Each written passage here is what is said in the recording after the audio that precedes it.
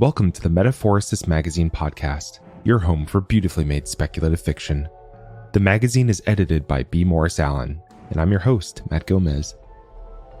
This week's story is The Diamond Noose by Ramez Yoakeim. Born in Egypt, raised in Australia, and now living with his husband in the United States, Ramez Yoakeim spent his whole life adapting. A one-time engineer and educator, Ramez's work favors the darker side of science fiction and fantasy, but mostly he writes about hope. Find him online at yoakeim.com or on Twitter at Ramez Yoakeim. That's RamezYoakeim.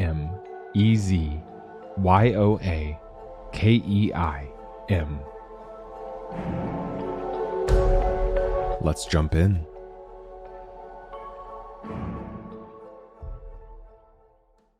From the smug grins everyone flashed me as soon as I walked into the precinct, I knew I was in for a nasty surprise.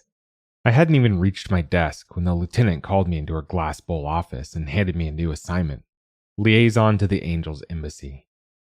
I didn't care for angels. They looked down on us from their palaces in the sky, pretending to help us survive our broken world while ensuring we'd never learn to do it on our own. Some said it was the angels who set off the nuclear catastrophe that nearly wiped out life on Earth. Wouldn't this suit a more senior officer? Or one more junior? Anyone else, really? The lieutenant jabbed a paper on her desk. Laila Abood, requested by name. A shiver zapped up my spine. The angels had hidden eyes in the sky, seeing everywhere, knowing all. They had tentacles in every government, in every department, their shadow behind every throne. How had I managed to attract their attention? Why me? She shrugged.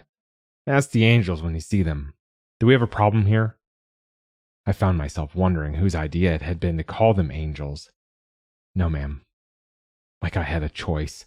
This job came with a warm bed and 3 squares, a firearm, and badge that opened doors and dropped eyes. I'd never walk away, no matter what they asked, any more than she would.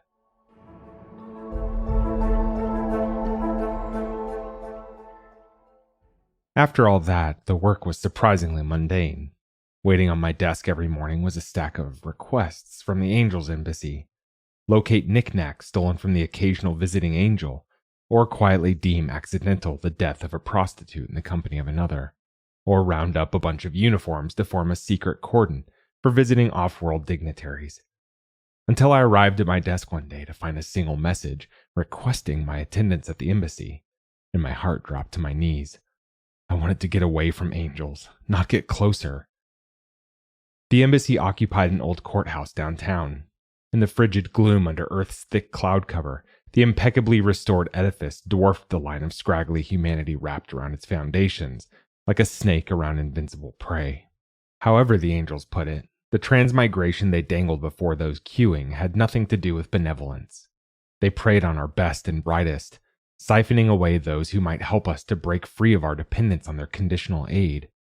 Could one of those queuing learn from the secrets of fusion one day, or perfect anti-radiation medicines, or discover how to grow crops in poisoned soil, or put an end to the angels' plunder of our water and minerals, or lead us in overthrowing the tyrants they installed to rule us?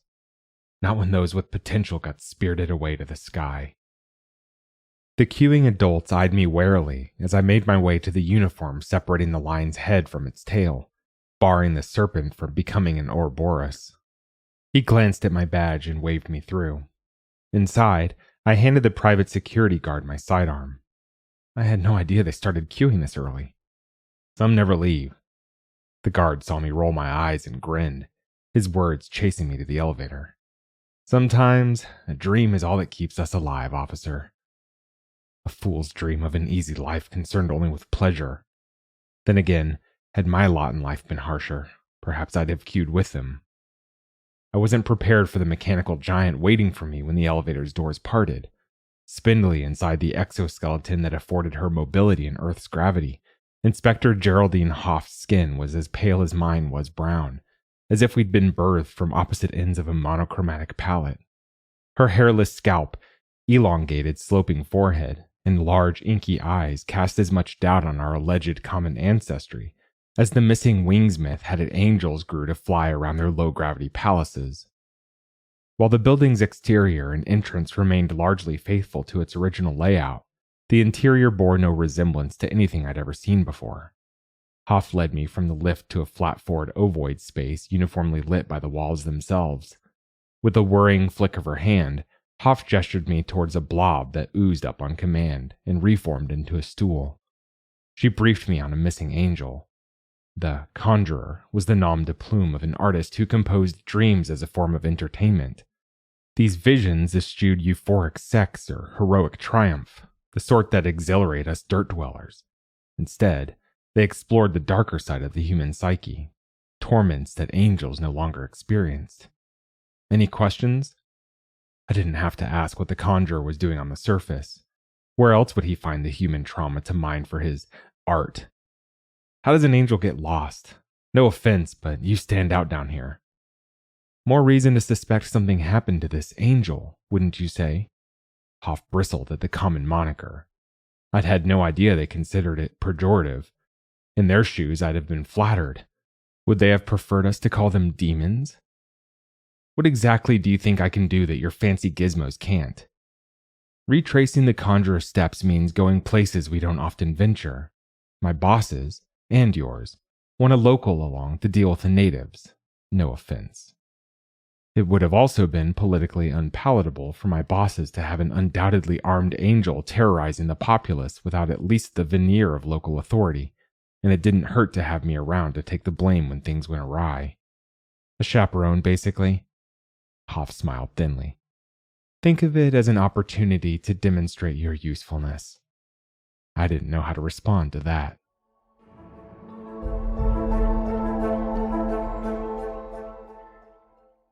Mildly acidic drizzle scattered off Hoff's flying egg onto the corroded tin roofs of the lean-tos below. Despite the webbing securing me to the seat, my inner ear kept insisting I was falling towards the transparent shell. White-knuckled, I hung onto the seat and fought off motion sickness, only half listening to Hoff. After one particularly sharp banking turn, Hoff glanced at me. You are turning a worrying shade of green. I clamped my jaws shut against the rising bile and inflated my lungs with the egg's sweet, clean air. I'm fine. She pursed her lips and returned her attention to the scarred earth slipping by below. With little light penetrating the thick, ash-laden clouds, we would all have perished long ago, had it not been for the angels' magic-like power generation, foodstuffs, and medicines. That their largesse came with strings attached surprised no one. That those strings soon formed a noose that held us hostage to their demands shouldn't have surprised anyone. To shift my focus away from the vertiginous view, I turned to Hoff. Did the Conjurer stray far during his visits? Hoff hesitated. Sightseeing, entertainment, nothing out of the ordinary. She meant poverty safaris and brothels. There was little else for angels on the surface. Could he have gotten lost? How would the mobs treat a lost angel? I liked to think some of them would be hospitable, but I feared that others wouldn't be, and I couldn't bring myself to condemn either. Hoff shook her head. He knew his way around. She seemed on the verge of saying more, but didn't. Changing tack, I teased her. Did you know most people think y'all have wings? Wings? Hoff frowned back at my smile. She paused, searching for words. Change bodies like you might clothes. Not as often, but subject to similar whims of fashion and taste. Body parts, like wings or extra eyes or gills and fins, come and go, and are sometimes taken to extremes. Many of my friends forego bodies entirely to live in the abstract. And that is... Never mind, it's hard to explain. I couldn't tell whether she was boasting or embarrassed. The egg lurched briefly, and I gasped. Hoff gave me a sidelong glance. Your file didn't say anything about fear of flying. I realized I was still holding onto the seat. I've never flown before. Give me time. I tried to let go, but couldn't quite bring myself to do it. What else did my file say? That you're insubordinate, pig-headed, and cantankerous. They could spell cantankerous? Hoff laughed, and I found myself laughing along, for a moment oblivious to the gulf separating us. But it also said you have the highest clearance rate of any officer in your department. They had asked for me by name. I still didn't quite know what to make of that, and pushed it aside to ruminate over later. Quite the accomplishment, considering how young you are, Hoff added. I'd never thought of 32 as young. Angels were rumored to be immortal, but I put little stock in such claims. If only half of those rumors were true, it would have made them veritable gods. How old are you? She smiled coyly and waved away my question. Longevity's overrated. I'd happily part with an arm and both legs to see my 50th birthday. With life expectancy in the mid-40s, I found the idea of anyone living to be 100 obscene, let alone longer. How did angel offspring feel about parents who lingered? Was overpopulation as much of a problem in orbit as it was on the surface? Hoff stared wistfully into the distance, seeing something in the murky gloom I couldn't. When life is short, your choices are consequential. Which path you take in life matters more because you only ever get to make a few choices. Live long enough and you end up exploring every path in turn, chasing every dream. What good is success if it's only a matter of time? Could tell she sincerely meant it, almost as if she envied me my short, miserable life. How easy it was for those well-fed to bursting to preach the virtues of restraint to the starving.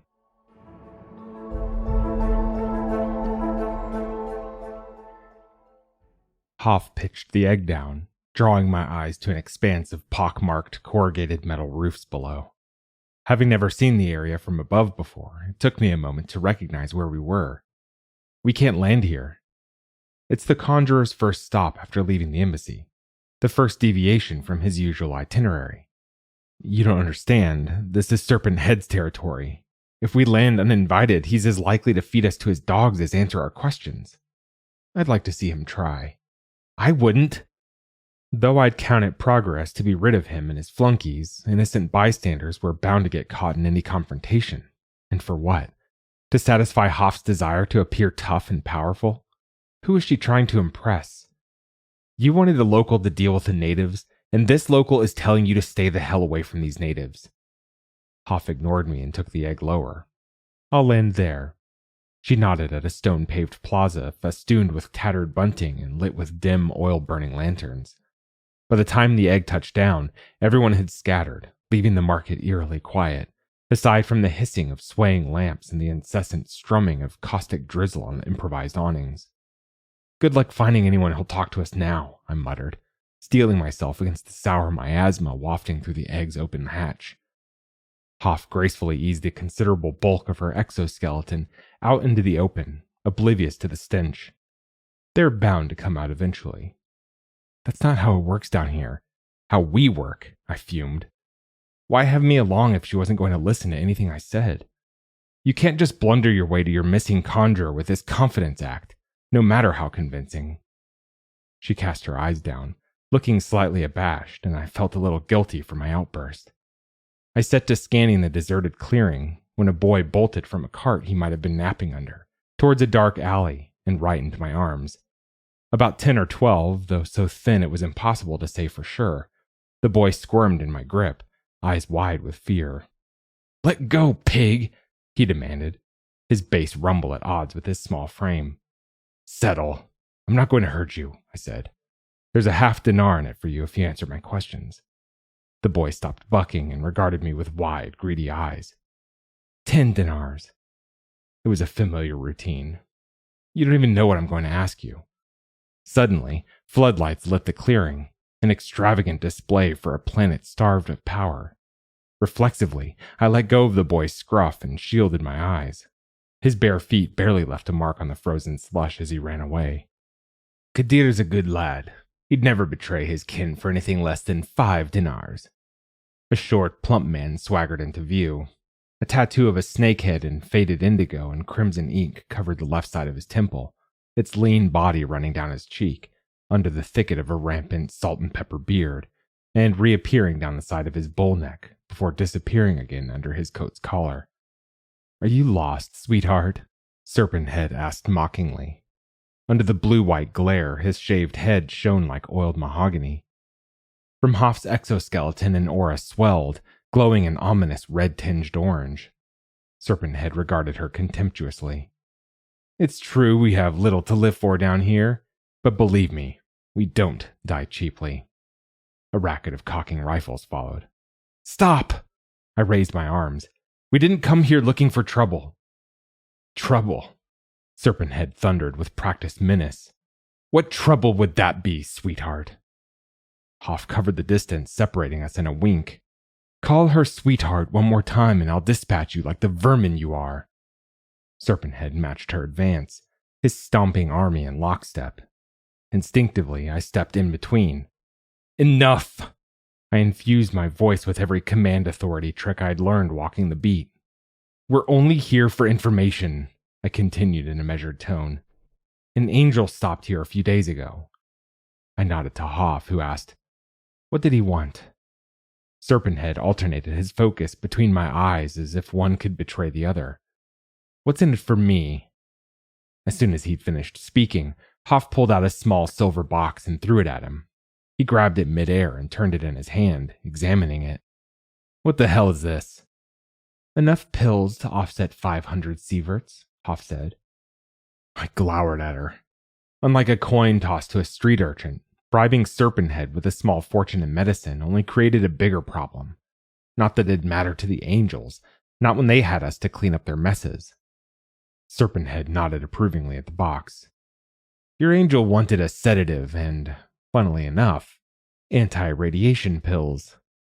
For another one of these," he shook the pills in their container, "I'll tell you where he went next." "No need." Hoff's force field deflated, cooling to a muted indigo blue as she walked back to the egg, winking out entirely once inside. I scrambled after her.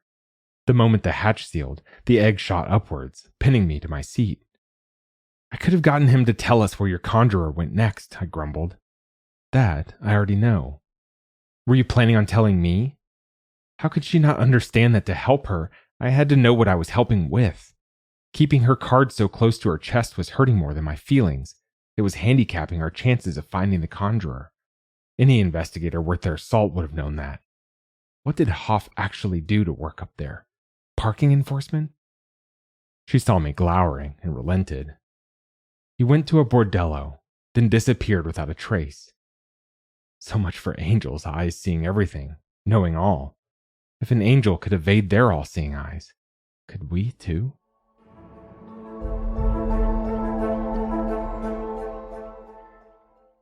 One moment we were drowning in a murky ashen sea, and the next we burst into an inverted, indigo-hemmed blue ocean. Against that dazzling expanse, the angels' crystal palaces glinted like a glittering diamond necklace girding the earth, an achingly beautiful noose. Despite the blinding brightness, I couldn't turn away, until my eyes watered and reflectively gummed shut. Hoff noticed and polarized the shell into near opacity. "Is this better?" I watched the fading kaleidoscopic afterimage on the inside of my eyelids, my gratitude for her thoughtfulness warring with resentment. When again would I get a chance to see sunshine, however blinding? For centuries, our leaders had promised a day when the clouds would finally part. Meanwhile, when the sun shines had come to mean never. Thank you. As I reopened my eyes, blinking away the moisture pooling on my lashes, the nagging feeling I had since we took off from the marketplace coalesced into a question. Why did the conjurer buy radiation pills on the black market? Unlike yours, the local ones are useless as currency. Currency? Hoff scolded. Is that the gratitude we get for helping you survive? You want our gratitude for exploiting us? I responded in kind. Everything you do for yourselves. Every time you bribe someone like Serpent Head, you strengthen his hand and ensure generations of Kadirs never rise to challenge your interests. If you're going to blame us for Serpent Head, you have to ask yourself this. Why would we bother sabotaging your endeavors when you do such a fine job of it on your own? Everything you accuse us of, Laila, you are yourself complicit in. I smarted from the truth. Hoff broke the silence that ensued. Must we quarrel about things that have nothing to do with the two of us? I don't blame you for every fault of your people. Why blame me for mine? Because you have a say. You get to vote on the decisions your people make. You decide what's right and what's not. I don't.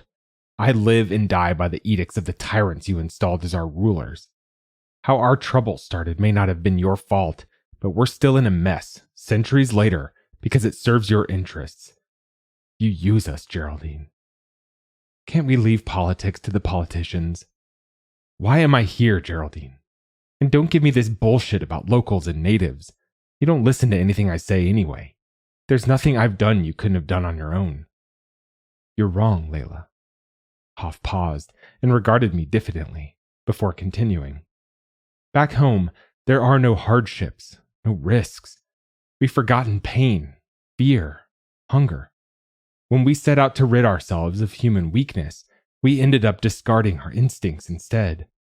You effortlessly saw through my bravado in the face of the first hitch we faced.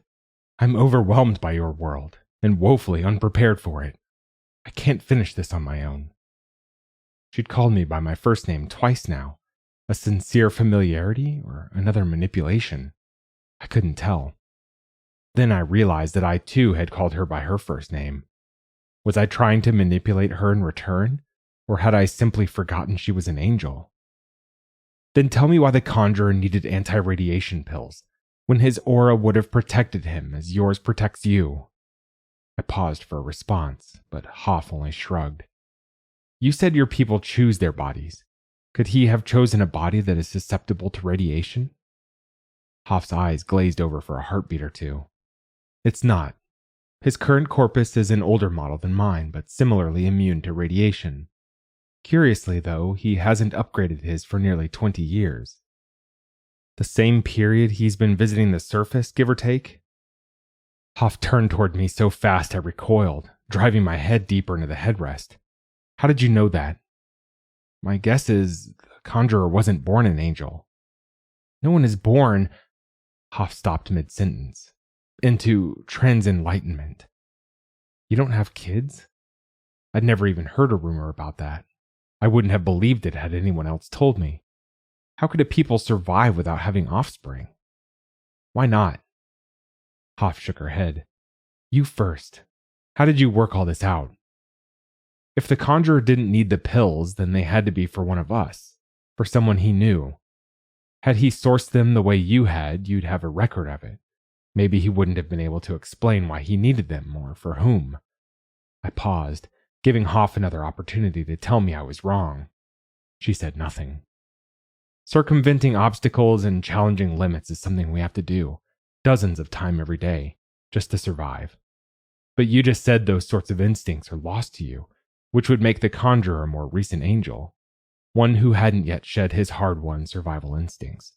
One who still has people here he cares enough about to risk doing business with the likes of Serpent Head. Who is it? After 20 years, his parents are likely dead. A lover then? Or a child? Hoff's response was slow coming. I don't know. I snorted and turned away from her, shaking my head. We don't keep those sorts of records. We never had to, she added heatedly. After a pause, she drew in a deep breath before continuing. To answer your earlier question, the longevity treatments preclude pregnancy. We could have found ways around that, but at some point we decided we didn't want to.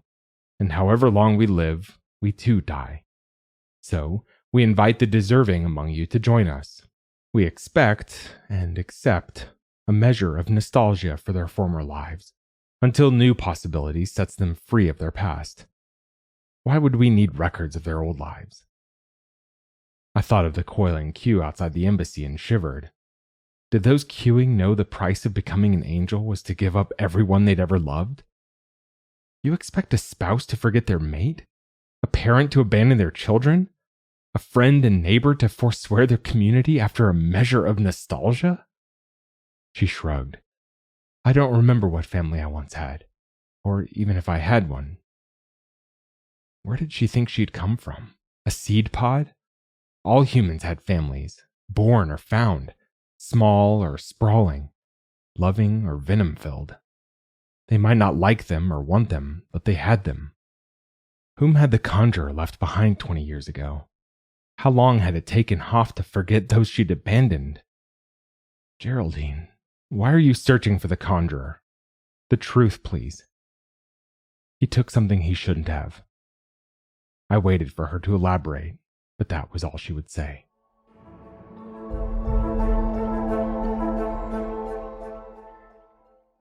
After Serpent Head's hostile reception, Madame Sparrow's solicitous guard seemed downright hospitable. They ushered us through the darkened brothel to their mistress's alcove in the back where she'd fussed over a young woman's makeup. Madame Sparrow watched our approach with naked appraisal. A firm hand to the small of the back propelled the young woman towards us. Mid-stride, her heel caught on the tail of her 2 sizes too long dress, and she tripped. Hoff caught her before she face-planted and helped her back to her feet. "How old are you, child?" Madame Sparrow leered at Hoff, answering before the young woman could. "Old enough. You could be her first." Hoff wrinkled her nose. Revolting. Inhuman. I bridled at Hoff's patronizing self-righteousness, especially coming from someone who'd remorselessly sacrificed her family, even their memory.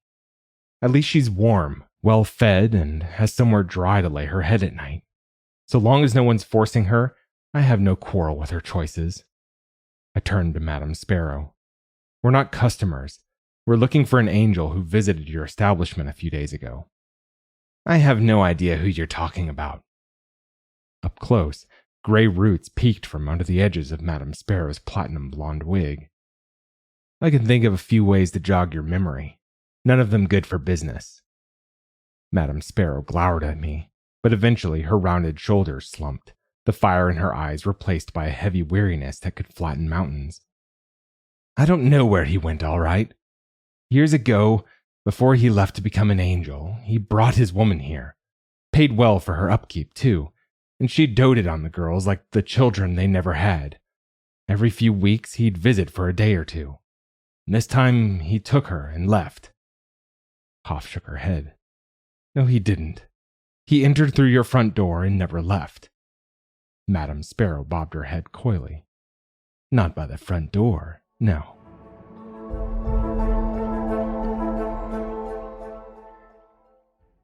Hoff had to hold her frame at the waist to fit into the back door's antechamber.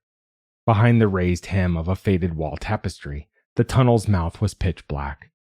Narrow and low-ceilinged, it swallowed my pocket torch's beam, dispersing it without illuminating its confines. "Where does it lead?" Hoff asked Madame Sparrow. "The woods, an hour on foot south of town." The hairs on my nape bristled. "The haunted woods?" Hoff sighed audibly. "It's not haunted." Madame Sparrow put her hands on her hips.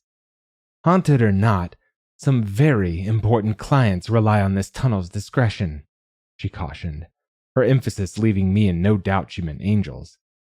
"Compromise it at your peril." With a huff, she turned and left. The woods are only mildly radioactive, but that's not enough to turn them into a blind spot for our orbital sensors. I should have thought of that when we couldn't locate him. Hoff peered into the tunnel. "Did you want to go first, or should I?" "After you, but it's quite narrow. You might get stuck. The injury to my dignity would be far worse if we were to fail."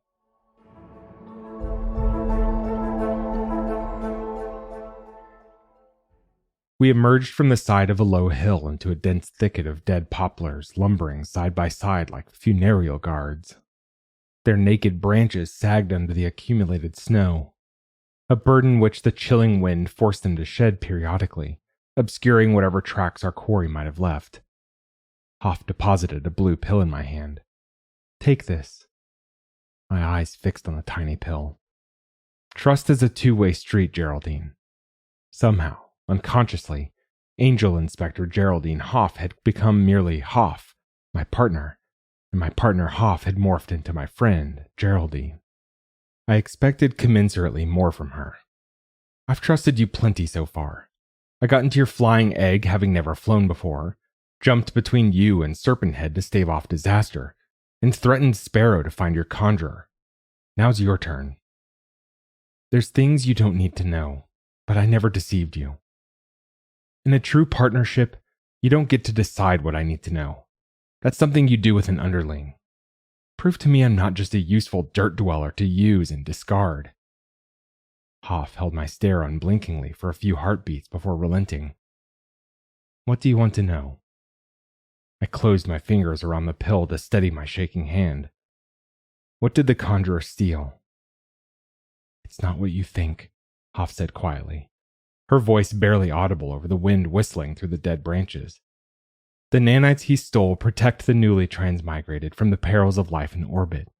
Cellular damage caused by cosmic radiation, bone loss, cardiovascular irregularities, until they're ready for new bodies immune to those problems. I popped the pill into my mouth and swallowed. It left a bitter aftertaste. What else are you not telling me? Hoff ignored me and marched off into the faintly luminescent forest in a cloud of mechanical noises.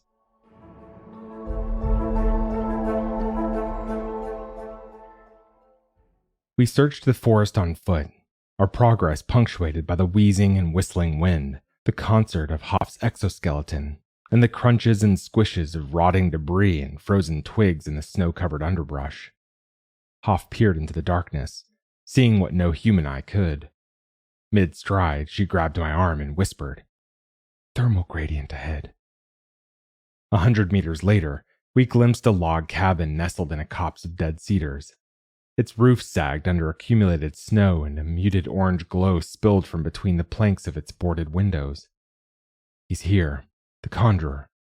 This close I can detect his exoskeleton, Hoff said. Please wait here.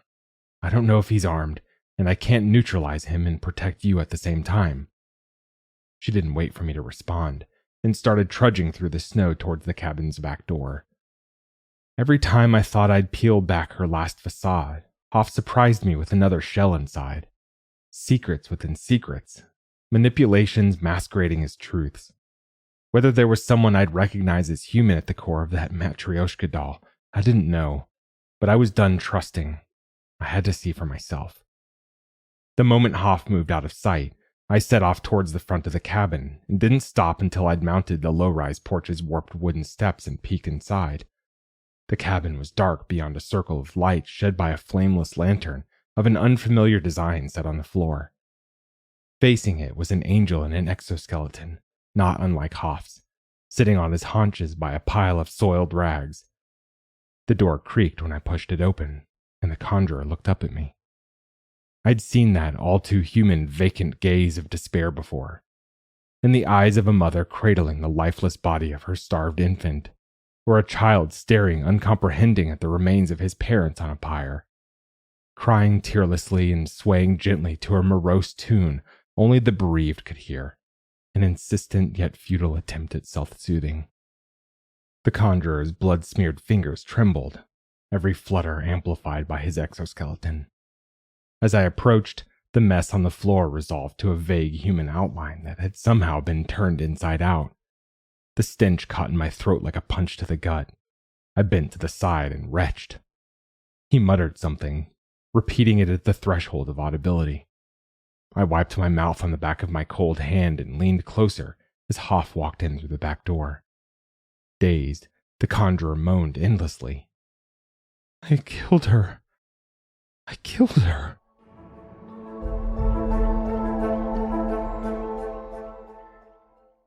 I sat on the porch steps, lost in thought and breathing hard to purge the stench from my nose. The more I thought about it, the more I realized it was the conjurer's raw grief that unmoored me.